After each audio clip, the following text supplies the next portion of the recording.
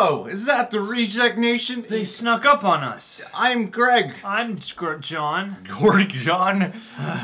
Well, guys, we're going to do the movie news of the week of July 23rd through the 28th.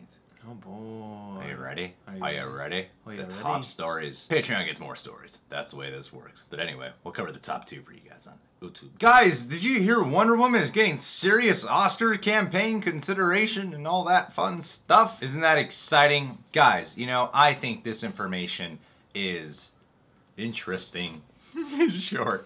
People are flipping balls about this. Everyone's covering this story this week, I feel. I guess that's good news. I don't see it having a shot at actually winning. I could see it getting nominated for some stuff. The main considerations they want, you know, Best Supporting Actor, Chris Pine, they want Best Director, Patty Jenkins, and Best Picture. Those are the main campaigns they're shooting for. I feel like if anything with comic book movies especially, they're more likely to win for like Best Costume Design and all that or stuff. Best Production Design, or Best Effects, or something like the technical stuff. The technical side. The craft stuff. I don't know about Best Picture. I can see it getting a Best Picture nomination, but I feel like out of any of these main categories we're looking to get, I could see Patty Jenkins getting a Best Director nomination. You know, because of all the political reasons behind it. Especially, you know, Oscars can be rather political and stuff, and they also try to satisfy that crowd. A lot of white dudes. Yeah. And then the following years, a lot of black people. So like, we gotta get some women in here now. Like, they try to get politically correct. They try to satisfy their more younger, more diverse audience now they have with the Oscars and the people that vote. It's not a bad thing at all because, you know, they have the biggest voices right now. These are the people watching the actual movie. Exactly. Patty Jenkins' Wonder Woman, I thought was great and beautifully directed, wonderfully shot. Had a lot of heart and soul. I mean, it's not a Wonder Woman review. The Oscar movie season hasn't debuted upon us this year yet because Wonder Woman was a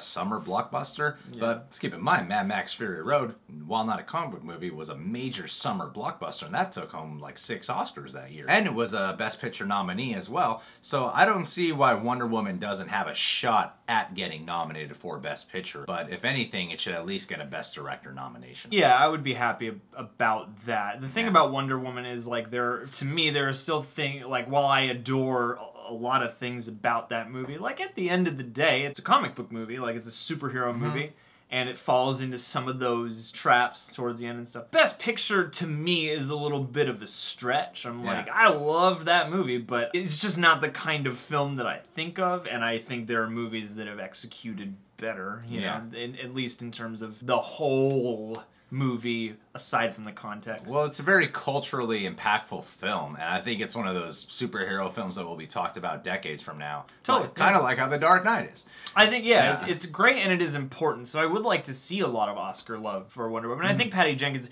getting a Best Director nod would be a good way to do that because it seems pretty clear that her influence over that movie was huge. Like it seemed like she really guided that film. She would also be the first woman to be nominated since Catherine Bigelow for The Hurt Locker. Oh, how cool would it be if Patty Jenkins gets nominated and then Catherine Bigelow for Detroit. Oh, dude. Yeah. The women are taking over. Oh, Trump, you must be worried. The Oscars, sad.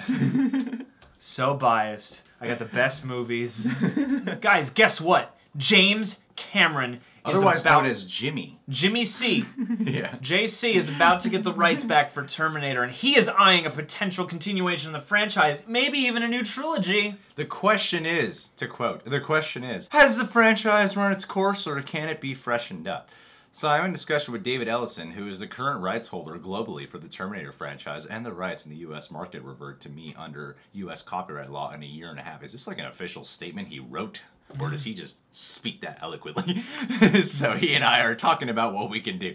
Right now we are leaning toward doing a 3-film arc and reinventing it. Okay, here's what I gotta say about this. The only way I think fans would be excited about another Terminator movie, because Terminator Genesis flopped, and rightfully so too. Yeah, you know, it was critically failure, not a very good received, movie. Box office bomb.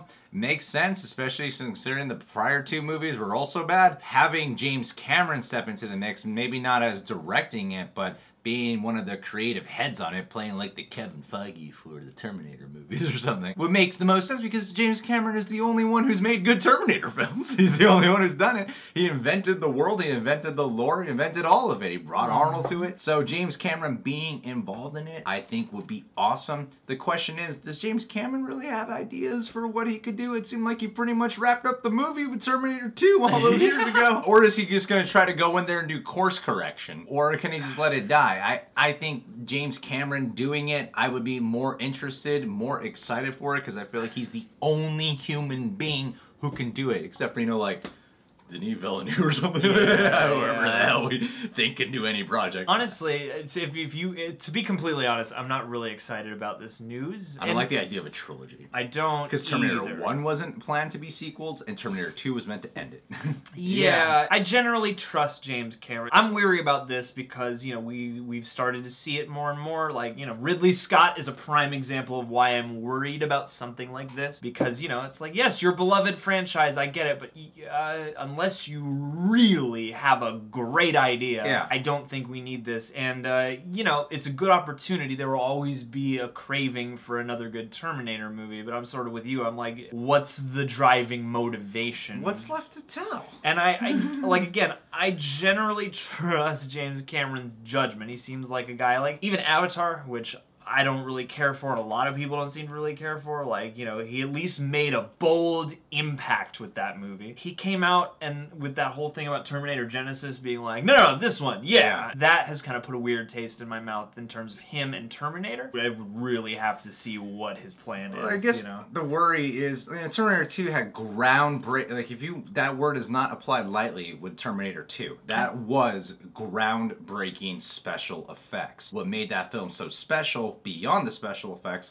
was expanding the mythology, expanding the world, the storytelling, all of those pieces. Everything is top-notch. Everything in that movie is top-notch, and story and character came primary before the special effects. Yeah, and not much in a lot of the recent, you know, in the later sequels is top-notch, aside from maybe some of the technology they used to make the movie. And then when you look at people like Peter Jackson with The Hobbit, or Ridley Scott, or even James Cameron doing Avatar, you know, I feel like Avatar can be more forgiving on because it's brand new technology and it was like a major experiment he was doing with that film. Well, and for a while he's been like, I want to expand this and make it huge. Yeah, exactly. I feel like with Terminator, is this going to just be some huge CGI thing you're experimenting with again, or is this going to be something where you're really going to be invested in the storytelling? Because right now I feel like there's nothing left to tell. I don't know, you're the inventor of Terminator, you have a better judgment than I do. This rings to me like, yeah, why not? More than like, no, I want to do this, you know? And I feel like the only real reason now, especially to touch Terminator again, is if they really want to and they have a great idea, you know? Well, guys,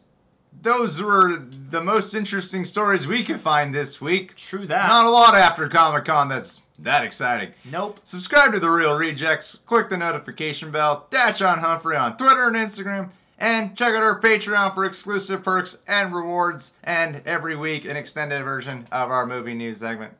And there's more than that, but yeah.